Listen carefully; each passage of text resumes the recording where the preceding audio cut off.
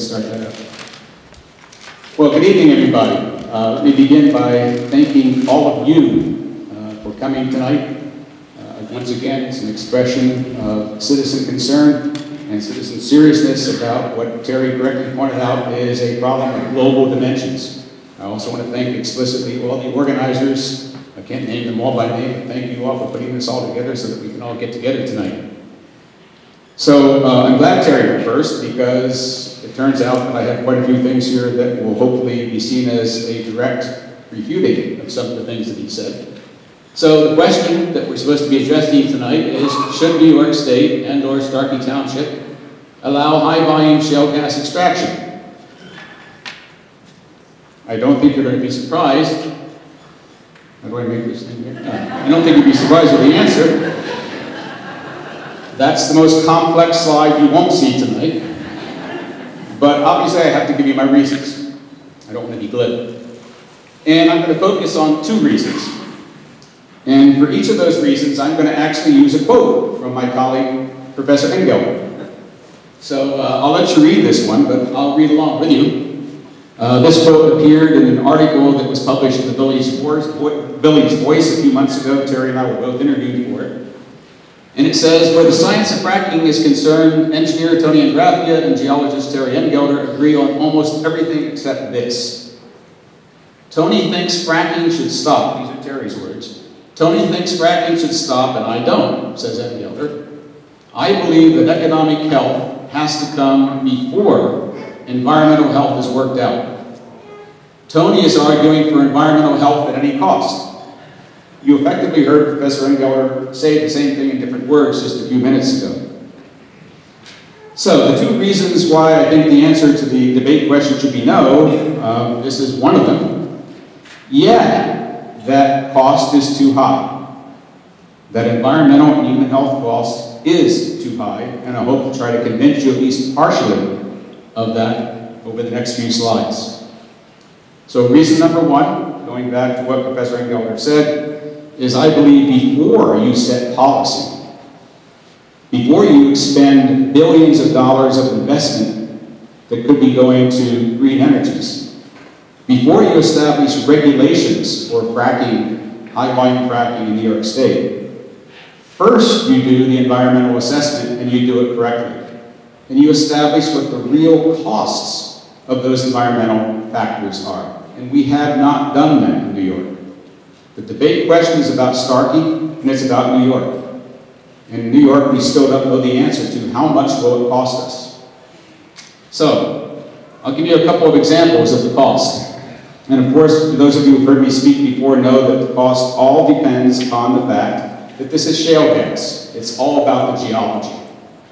And as you've heard me say many times, it's about the fact that to economically develop shale gas, one has to use unconventional means to develop natural gas from shale formations using multi-well clustered pads with high-volume hydraulic fracturing from long laterals, aka fracking. So Chesapeake shows you this wonderful artist rendition of this bucolic setting with very, very little footprint left after they drilled, in this case, 4 pads. Looks like 6 wells from each pad near the long laterals. What they don't show you is what that actually looks like. So what it would look like in this area is every one of these yellow rectangles, I think we're somewhere in here in this picture, every one of these yellow rectangles is a spacing unit, 1 square mile, 2 miles long, a half mile wide, oriented north-northwest, south-southeast, thanks to Professor Engelder's research. And every red square would be roughly the location of a pad. And so in the ideal setting, this is what the area around here would be like. A pad roughly a mile, mile and a half in each direction, 2 miles in the direction of drilling, roughly a mile and a half orthogonal. And so you would see in this area a large number of pads. And Terry pointed out something which is not quite correct. He said he corrected me for saying that there would be 16 pads per mile. But in fact, he didn't go back and actually look at the talk I gave containing that slide, because on that slide it says, this is not what it will look like in shale gas. I'm aware of that. What it will look like is that, and I can prove it to you, because that's what it looks like in Pennsylvania right now. So let's go to Pennsylvania, and let's go to Tioga County, not too far south of here. Here's a map of Tioga County, put together by Shell.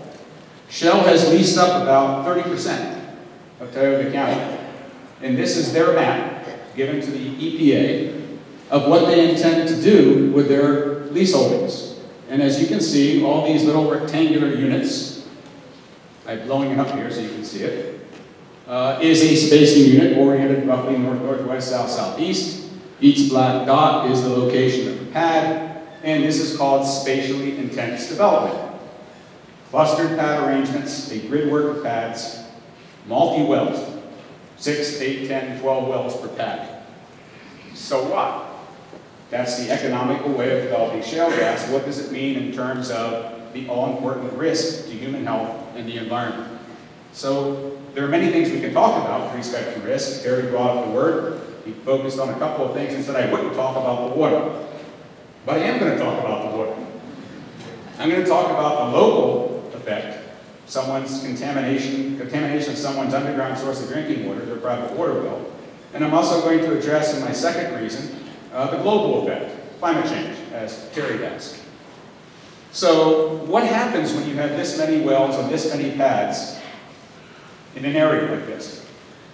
Well, what you actually see is not that bucolic, beautiful Chesapeake artist rendition, but you see things like this. These are actual photographs of pads in various stages of development in Pennsylvania.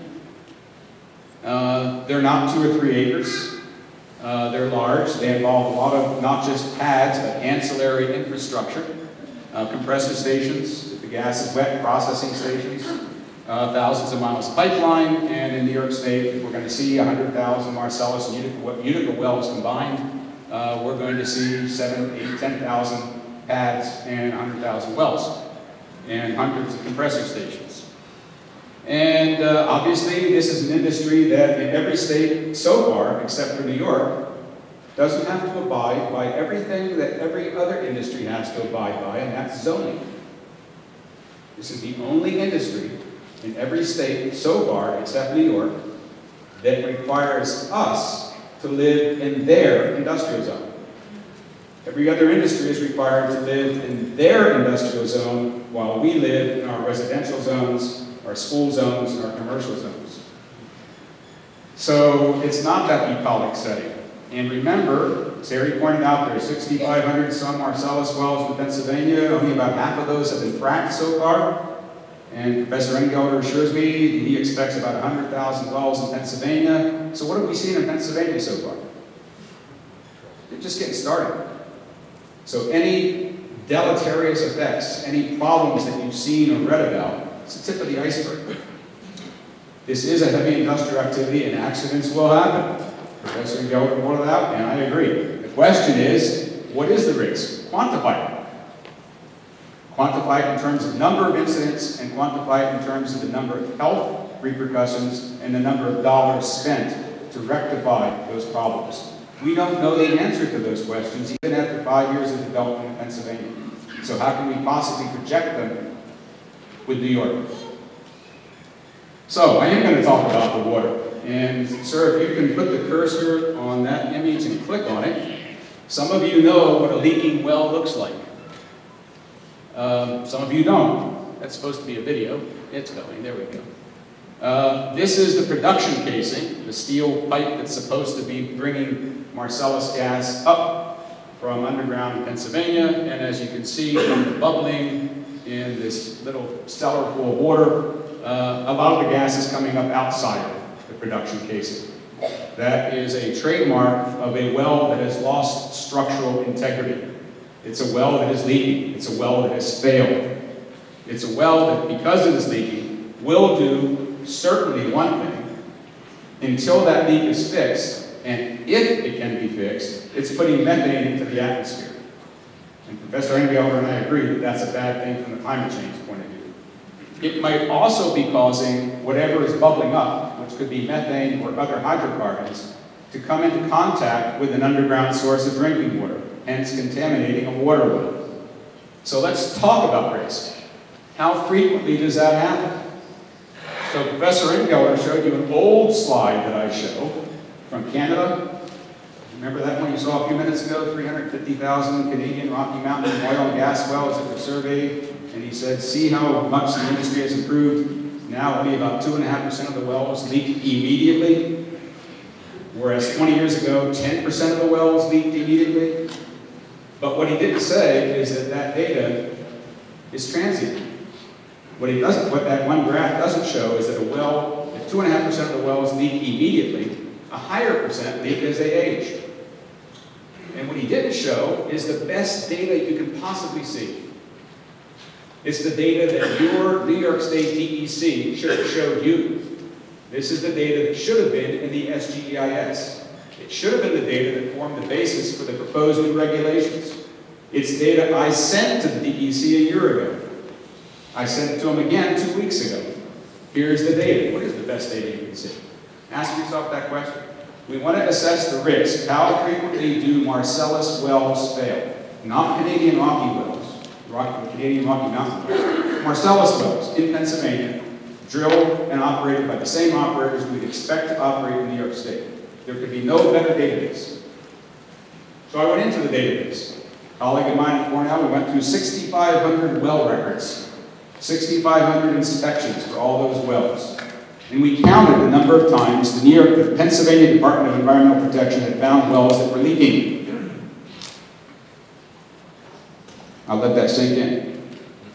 And what we found is that of the 1,609 wells in Marcellus that were drilled in Pennsylvania in 2010, 6% of them were leaking immediately, brand new. Fast forward to 2011, the failure rate went up to 7.1%. Fast forward to 2012, the failure rate went up to 8.9%. So where's this improvement that we expect as industry gains experience?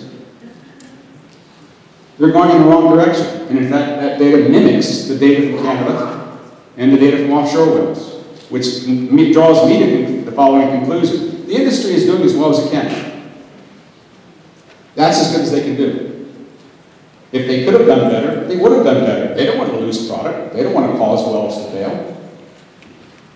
So that's it. Now, if Pennsylvania's experience in the last 3 years is somewhere around 5, 6, 7% of the wells are going to fail immediately, and remember, every failed well is a potential source of contamination of an underground source of drinking water, and it's certainly emitting methane into the atmosphere, let's do some basic arithmetic.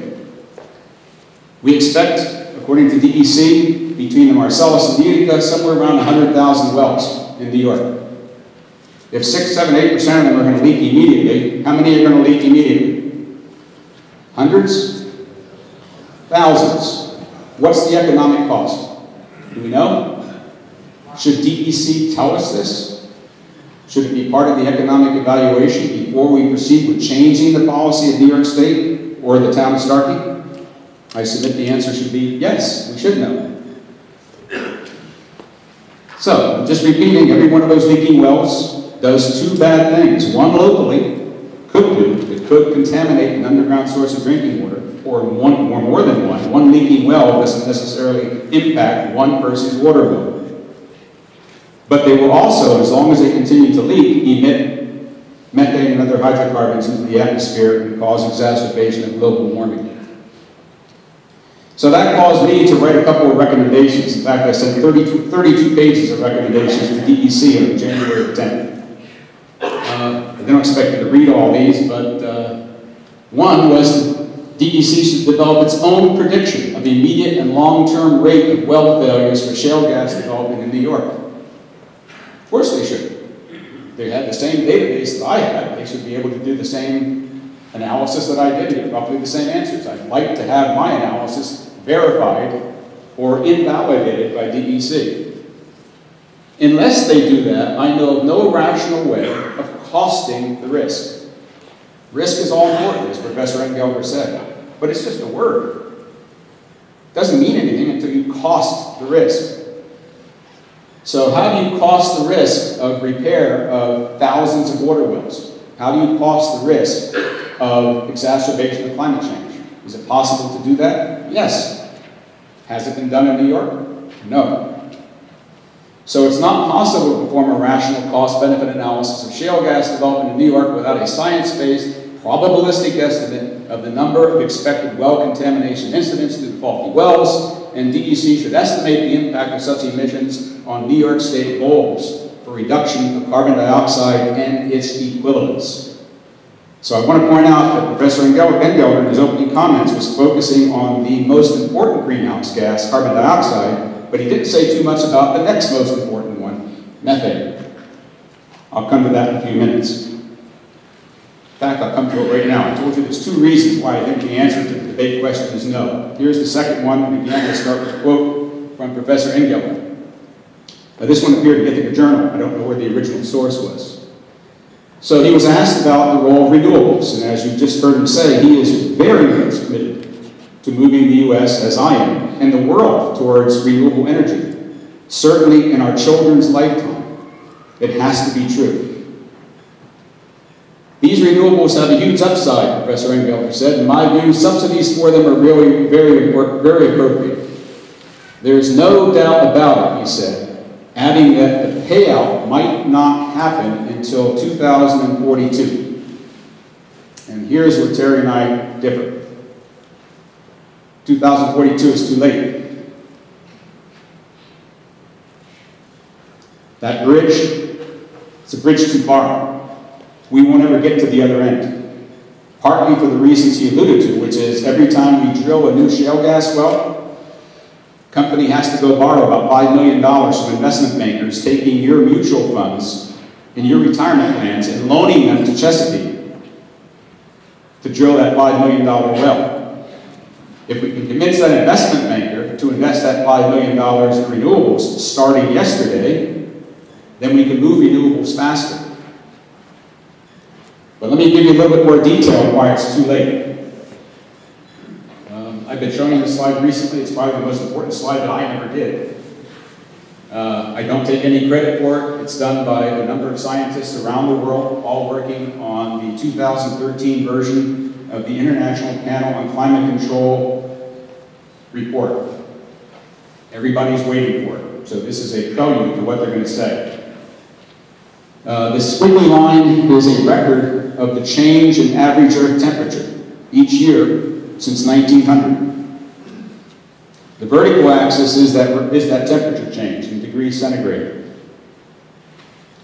Here we were in 2010, when the last time was that they did this very detailed set of computer simulations that made these predictions. So this is actual measured data. No one disputes that, except climate change deniers. These are computer projections, and here's the error, the possible error associated with each one of those colors. This purple line is business as usual. Keep developing and producing all the fossil fuels around the world that we're doing now, oil, coal, and natural gas. Burn as much as you can, as fast as you need it to keep the lights on and keep the homes heated. What those computer models say is that by the year 2042, the Earth's temperature will have risen by about 1.8 degrees centigrade. At that point, there will be no Greenland ice cap, no polar ice cap. Most of the Antarctic ice cap will be gone. The oceans will have raised about 4 meters. I didn't say 4 inches. I didn't say 4 feet. I said about 4 meters. Anybody own a home in Southern Florida? You want to see what Manhattan looks like with a 5-meter high wall around it? That's where business as usual gets us. I won't go into the details right now. You can read about them, don't have time. But the single most important thing that we can do to spend $1 tonight to allay climate change is to decrease the amount of methane being emitted into the atmosphere. It's too late for carbon dioxide. The carbon dioxide which is causing that was put into the atmosphere in the 1750s, the 1850s, and the 1950s. It's going to be there for millennia. But the methane that's causing that was put there in the last 10 years. So we can have a very abrupt effect on climate change by reducing methane. So what? Methane is very potent, much more potent than carbon dioxide. Up to 100 times more potent over the next 20 years. In that graph you showed you, we only have about 20 years We can't, as Professor Engelder just suggested, trade off economic development now for cooler temperatures at the end of this century. We don't have the end of the century. We have the remainder of our lives. Most of the people in here are only about 39.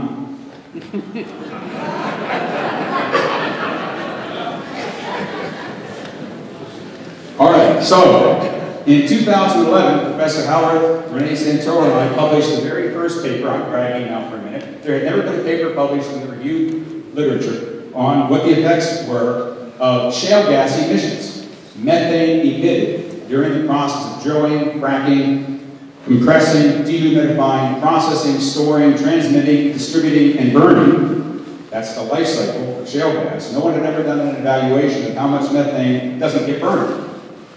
And if it doesn't get burned, it goes into the atmosphere like those bubbles from that leaking well, and it does bad things. So we said in that paper, no one has really ever made really good measurements. There were hardly any measurements anywhere. The government hadn't done them, the industry hadn't done them, academia hadn't done them. 2 years ago we said, start measuring. And there are now dozens of groups around the world doing those measurements. And the data is just now coming in.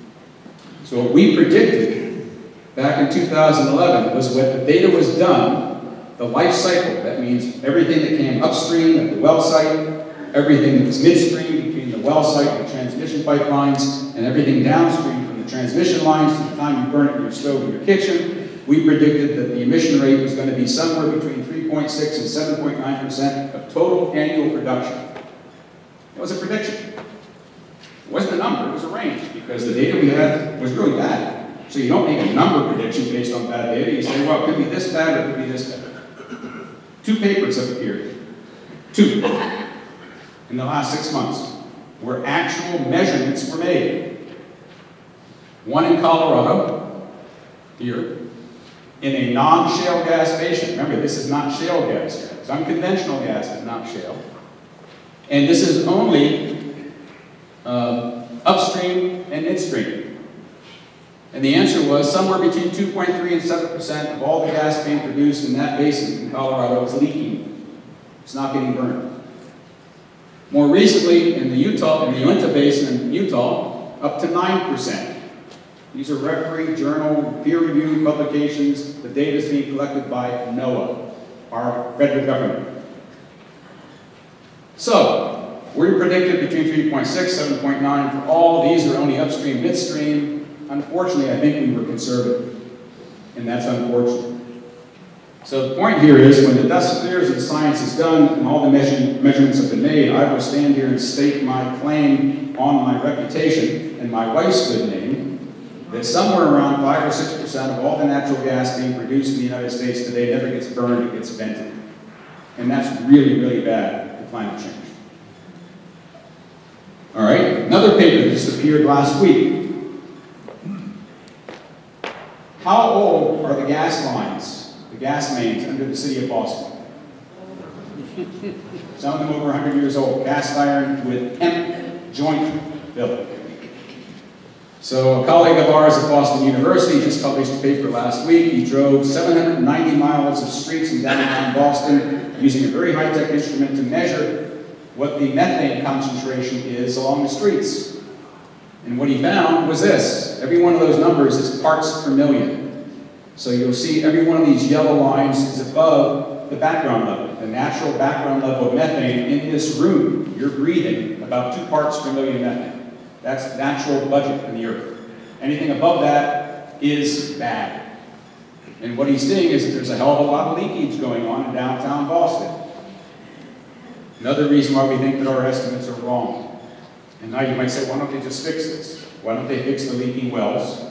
Why don't they fix what's happening in Colorado and Utah? Why don't they dig up all the streets of Boston and replace all the pipes? That's capital investment. Once again, we're back to that moral uncertitude. I don't think there's any moral uncertitude. Should I spend $1 of my tax dollars, federal tax dollars, helping the city of Boston repair its leaky pipelines? Hell no. I'll spend it on windmills and solar panels. So here's the answer. An answer. Politics always begin at home. And this is basically a political question. As Professor Engelder said, we have to make a trade-off. So I've been working for the last 3 years with a number of other people, a large number of people around the world, with an alternative to shale gas for New York. I've been accused by EID and ANGA of being Mr. No. Well, Professor Ingraffea, if not shale gas, then what? This. So, it is absolutely technically feasible that by the year 2030, New York State will be effectively completely off fossil fuels. I didn't say the world, I didn't say the United States. You do what you can do here. First, you do it in your home. Then you do it in your community. Then you do it in your town. Then you do it in your state. Pick the low-hanging fruit where you can have effect. Professor Engelder rightly pointed out the U.S. has to be the leader in this. New York State can be the first. So here's what it looks like, and it's not just wind and not just solar. Professor Engelder is right, the sun doesn't shine all day long. The wind doesn't blow all day long. So you have to have a portfolio. And the portfolio looks like this. About 10% onshore wind, that's 4,000 turbines. 40% offshore wind, it's 12,000 turbines. 10% concentrated solar.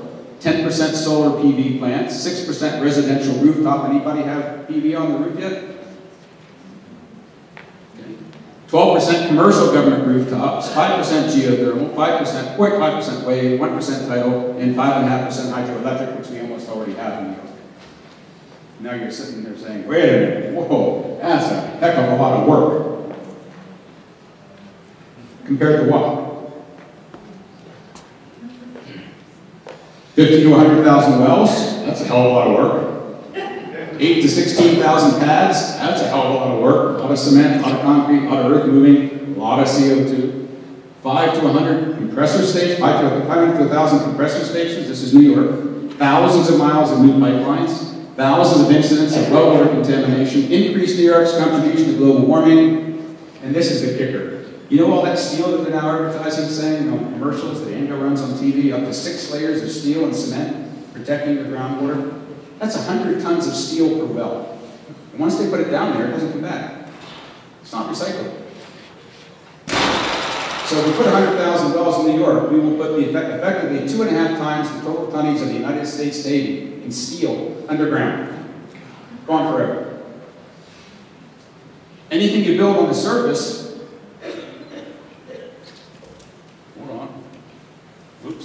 all that stuff, that's recyclable.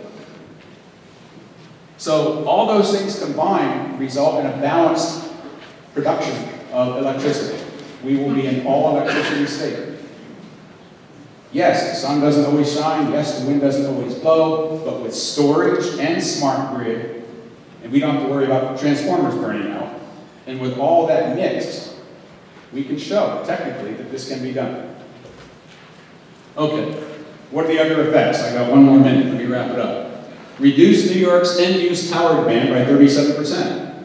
Not by conservation, but by the mere fact that electrical power is much more efficient than burning fossil fuels.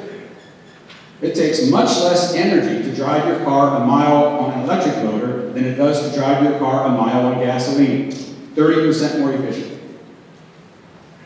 So if you convert New York State effectively to all electricity, that is, gradually wean ourselves off of heating our homes and generating electricity with natural gas and generate it using all those other technologies, we immediately begin to decrease the actual energy demand from the state. Roughly 58,000 new jobs, permanent full-time jobs. Reduce New York air pollution mortality. We do kill people when we burn natural gas. Natural gas is a fossil fuel. It also helps create smog. 4,000 people per year in New York die from air emissions. Natural gas contributes to that. All right, finally, 2 good reasons for doing much more quickly what Professor Engelder and I completely agree have to be done eventually. We just differ on how quickly. He says take longer and use natural gas in the meantime. I say we don't have to start using mining natural gas in New York. We can start producing homegrown, energy independent, energy secure, fixed cost What's the cost of the sun? What's the cost of the wind? There's no fuel cost. So you can be absolutely sure that wind, water, and solar energy will provide a stable, renewable source of electric power, not subject to the same fuel supply limitations as fossil fuels, because fossil fuels are not renewable. The demand keeps going up, the supply keeps going down, therefore the price keeps going up. Not true with renewables. And there's a lot of stuff being said in the literature right now and in the newspapers about how we're now going to use our oversupply of natural gas as a foreign policy cudgel, and to prove that we can increase our balance of trade. That's all being made up by the industry as they went along. They don't know what to do with the gas. Thank you. We own the wind, we own the sun, we own the water. They make us truly energy independent and energy secure. So, thank you very much.